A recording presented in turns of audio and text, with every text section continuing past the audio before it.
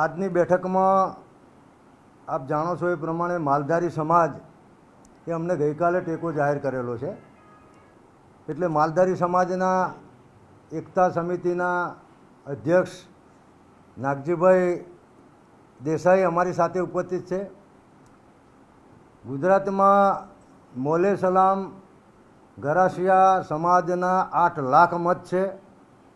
એ પૈકી આજે અમારી સાથે સામેથી આ મૂવમેન્ટને ટેકો આપવા માટે સુરેન્દ્રનગર જિલ્લા મોલે સલામ ગરાસિયા ક્ષત્રિય સમાજના યુવા અગ્રણી શાહિદભાઈ અમારી સાથે ઉપસ્થિત છે.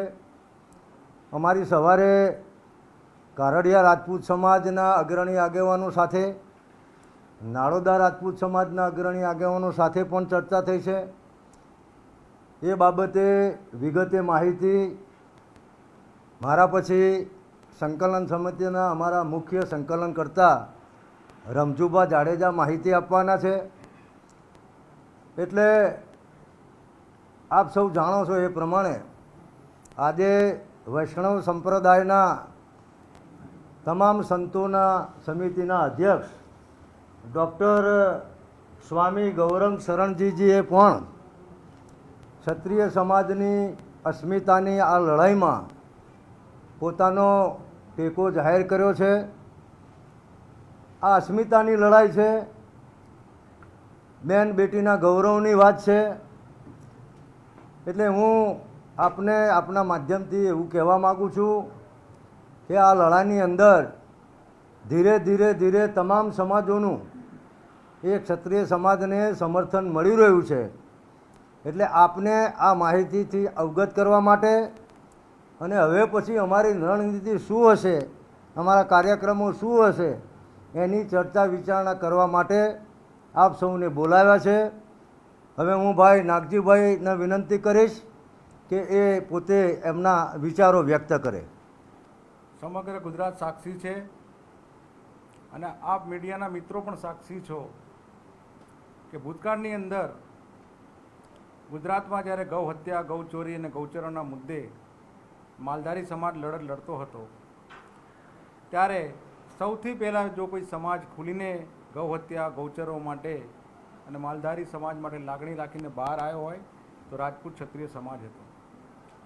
આજે અમે સમર્થન એટલે જાહેર કરીએ છીએ કે અમારે એનું ઋણ ચૂકવવાનું છે. ઋણ એટલા માટે કે અમારી ગાય માતાની સાથે ઘણા એને ઢોર પણ કહે છે, કોઈ પશુ પણ કહે છે. એના માટે જો આ લોકો ક્ષત્રિય સમાજ પાળિયા થઈ જતા હોય અને એમની બેન દીકરી મા ઉપર જો કોઈ આક્ષેપ થાય અને અમે અમારું ઘર પકડીએ અને અમે સમર્થન ન આપીએ તો હું માનું છું ત્યાં સુધી અમારા જેવો કોઈ નકામું વ્યક્તિ ન હોઈ શકે. અમે ભૂતકાળને ધ્યાનમાં રાખીને ક્ષત્રિય સમાજનું અહેસાન, અમારી ગાય માતા માટે કરેલા એમના કાર્યો, એનું ઋણ ચૂકવવા માટે આજે અમે ક્ષત્રિય સમાજને ટેકો જાહેર કર્યો છે. સમગ્ર ગુજરાતમાં જ્યાં જ્યાં રાજપૂત સમાજ જે કાર્યક્રમોની રૂપરેખા નક્કી કરશે તેમાં અમે ઉપસ્થિત રહીશું. અમારાથી જે પણ કાંઈ મદદ થશે, જે કાર્ય થશે આંદોલનની અંદર, એમાં સંપૂર્ણપદે અમે સાથે રહીશું. ગઈકાલે જ અમારા વરિષ્ઠ આગેવાન પૂર્વ ધારાસભ્ય રઘુભાઈ દેસાઈએ પણ આ વાતનો જાહેરાત કરી છે. આજે આપના માધ્યમથી સમગ્ર લોકો જોડે ચર્ચા કર્યા બાદ માલધારી સમાજ ક્ષત્રિય રાજપૂત સમાજને ટેકો જાહેર કરે છે. અમે બી સ્ટેટ કુટુંબમાંથી આવીએ છીએ અને રજવાડાઓ તો અમારા બી હતા. તો આ નિવેદનથી અમારી બહેન દીકરીઓની બી લાગણી દુભાવી છે. તો સમાજ પૂજા પદ્ધતિ ભલે અલગ હોય પણ અમે બધા રાજપૂત સમાજ બધા એક જ છીએ. તો સમસ્ત રાજપૂત સમાજ સાથે આખો અમારો મોલે સલામ ગરાસિયા સમાજ 8 લાખ વસ્તી સાથે છે. અત્યારની જે કાંઈ મૂવમેન્ટ ચાલી રહી છે એમાં અમારું વ્યવસ્થા તંત્ર હજી ગોઠવાઈ રહ્યું હોય ત્યાં સુધી આપણે થોડી રાહ જોવી પડે, થોડી તકલીફો પડે, એ દર ગુજર કરજો. થોડા અમારા ફોન મોડો જવાબ આપી શકાય, પરંતુ આ લડાઈ કોઈ એક વ્યક્તિની કે એક સમાજની નહીં, સમગ્ર માનવ સંસ્કૃતિ, ભારતીય સંસ્કૃતિ, વૈદિક સંસ્કૃતિ કયો, ઇતિહાસનું રક્ષણ કયો, એના માટેની લડાઈમાં આપ પણ મુદ્દાને જરાય પણ ડાયવર્ટ થયા વિના યોગ્ય રીતે સમજ્યા છો એટલે આપનો પણ પહેલાં આભાર માનું છું આપ સર્વેનો. અમારી સાથે આજે ગુજરાતના સમગ્ર માલધારી સમાજના માનનીય નાગજીભાઈ દેસાઈ પ્રમુખ એકતા સમિતિ એમણે જે વાત કરી એ અમે એમનો ખૂબ ખૂબ આભાર માનીએ છીએ. અને આજે કોઈ સમર્થન છે એ કોઈ વ્યક્તિ માટે નથી, કાંઈ લેવા માટેનું સમર્થન નથી અથવા તો લેવા માટેનું કામ નથી. આ એક સંસ્કૃતિ ટકાવવા માટેની વાત છે અને એમાં બધા લોકો જોડાઈ રહ્યા છે. એ અમારી માટે આનંદની વાત છે, સારી વાત છે. અમારી સાથે આપણા મોલેસલામ ગરાસિયા સમાજના યુવા પ્રમુખ શાહિદભાઈ અત્યારે જે વાત કરી એમનો સમર્થન આપ્યું એમનો પણ ખૂબ ખૂબ આભાર માનીએ છીએ સમગ્ર સંકલન સમિતિ વતી. એટલે બધાને હજી પણ સમય છે. સરકાર અને સત્તા પક્ષને વિનંતી પણ છે કે હજી આને વાતાવરણમાં જરા પણ ચેન્જ ન થાય. આપની પાસે જે કાંઈ સાધનો કે બળ હશે પણ એના માટેનો આ સમય નથી. સમગ્ર પ્રજા આ સમજી રહી છે. એટલે એ અર્થમાં આપ બધા પણ આ દિશામાં ગંભીરતાથી વિચારો એવો પણ મારી વિનંતી છે. અને ગુજરાતની પ્રજાને પણ વિનંતી છે, સમગ્ર ક્ષત્રિય સમાજને પણ વિનંતી છે કે કોઈ પણ જગ્યાએ ભારતીયની એકતા માટે અથવા તો કોઈ પણ બીજું ડિસ્ટર્બન્સ ખોટી રીતે ન થાય, એવી રીતે નુકસાન ન થાય એ પણ આપણે જોશું અને લડત પણ કરશું. અને સમગ્ર સમાજ આપણી સાથે જોડાઈ રહ્યો છે, પ્રબુદ્ધ વર્ગ જોડાઈ રહ્યો છે. એ આનંદની વાત છે. એ બધાનો પણ હું આ તકે આભાર માનું છું. અત્યારે ભવિષ્યમાં પરમ દિવસે મહિપાલસિંહ મકરાણા રાજસ્થાનથી કરણી સેનાના જે મુખ્ય પ્રમુખ છે એ પણ આવી રહ્યા છે. આના માટે આવતીકાલે સંભવિત ગુજરાતના રાજવીઓ પણ આવશે અને મીડિયાના મિત્રોને પણ મળશે. એટલે એક એવી ઊંડાણપૂર્વકની સ્ટ્રેટેજી જે અસ્મિતાને ટકાવવા માટે, ધર્મને ટકાવવા માટે આ બધા સામેથી આવી રહ્યા છે. એટલે આપ એને ગંભીરતાથી સમજે બધા અને ગંભીરતાથી અમને સાથ સહકાર આપે એ વિનંતી કરું છું. પાટીદાર સમાજના સદસ્ય વતી આજે હું આપના સમક્ષ અહીં ઉપસ્થિત થયો છું. આપણે બધા જ એવું કહીએ છીએ કે ભારત મારો દેશ છે અને બધા જ ભારતીયો મારા ભાઈ બહેન છે. તો આ નાતે કોઈ પણ સમાજના વ્યક્તિ એ અલગ નથી, બધા જ આપણા ભાઈ બહેન છે અને દરેક વ્યક્તિને સન્માન મળવું જ જોઈએ. એ કોઈ પણ સમાજનો વ્યક્તિ હોય એને હંમેશા સન્માન મળવું જોઈએ. સમાજથી વ્યક્તિનું નિર્માણ થાય છે અને જે વ્યક્તિનું નિર્માણ થયું હોય એ સમાજ વિશે કોઈ પણ અપશબ્દ બોલે એ કોઈ પણ સમાજનો સદસ્ય હોય એ ક્યારેય ચલાવી લેવાય નહીં.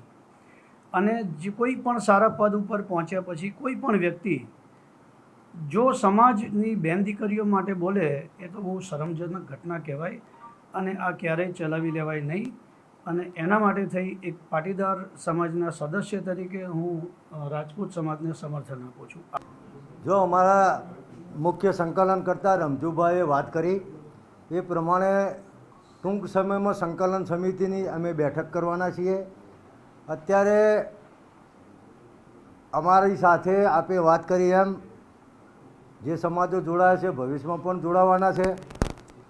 અને આપના માધ્યમથી મને જાણવા મળ્યું કે સોશિયલ મીડિયામાં કોઈ પક્ષનો આઈટી સેલ એ સક્રિય થઈ અને એવા સમાચાર મૂકી રહ્યો છે કે આ સમાજ આની સામે છે, આ સમાજ આની સામે છે. તો હું સ્પષ્ટતા કરવા માગું છું કે પુરુષોત્તમભાઈ રૂપાલા ભાજપના ઉમેદવાર છે અને બોલ્યા એટલે ક્ષત્રિય સમાજ વિરોધ કરે છે એવું નથી.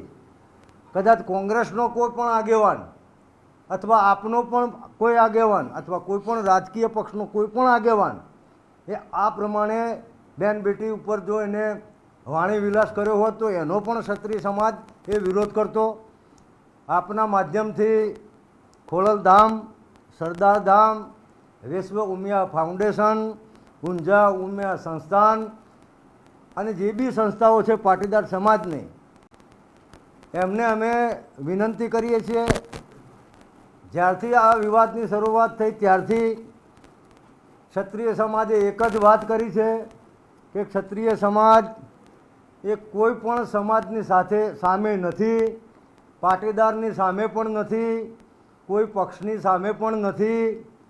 ફક્ત ને ફક્ત અમારો જે વિરોધ છે, અમારો જે વિવાદ છે, અમારો જે આક્રોશ છે એ ભારતીય જનતા પાર્ટીના રાજકોટ લોકસભાના ઉમેદવાર પુરુષોત્તમભાઈ રૂપાલાની સામે જ છે. એટલે અમે પાટીદાર સમાજને પણ વિનંતી કરીએ છીએ કે આવી કોઈ ગેરસમજ ઊભી કરી અને રાજકીય લાભ ખાટવા માટે સમાજ વચ્ચે વિઘટન ન કરાવે. મને એ વાતની પણ ખુશી છે કે મીડિયાના એક માધ્યમે આજે પાટીદાર સમાજના આગેવાનોને પણ, સંસ્થાઓના આગેવાનોની હું વાત કરું છું, એમને સ્પષ્ટ પૂછ્યું કે આ વાતમાં કોઈ તથ્ય ખરું, પાટીદાર સમાજ આ બાબતે કોઈ ઇસ્યુ ઊભો કરે અથવા ટેકો આપે અથવા વિરોધ કરે, તો એ બધાનું સ્પષ્ટ રીતે કહેવાનું હતું કે પાટીદાર સમાજની કોઈ સંસ્થા આ જે વાત મીડિયામાં ચાલી રહી છે વિરોધની, એની સાથે પાટીદાર સમાજની કોઈ પણ સંસ્થાને કશું પણ લેવા દેવા નથી. રાજપૂત સંસ્થાઓની સંકલન સમિતિમાં સમગ્ર ગુજરાતની તમામ ક્ષત્રિય સંસ્થાઓ જોડાયેલી છે.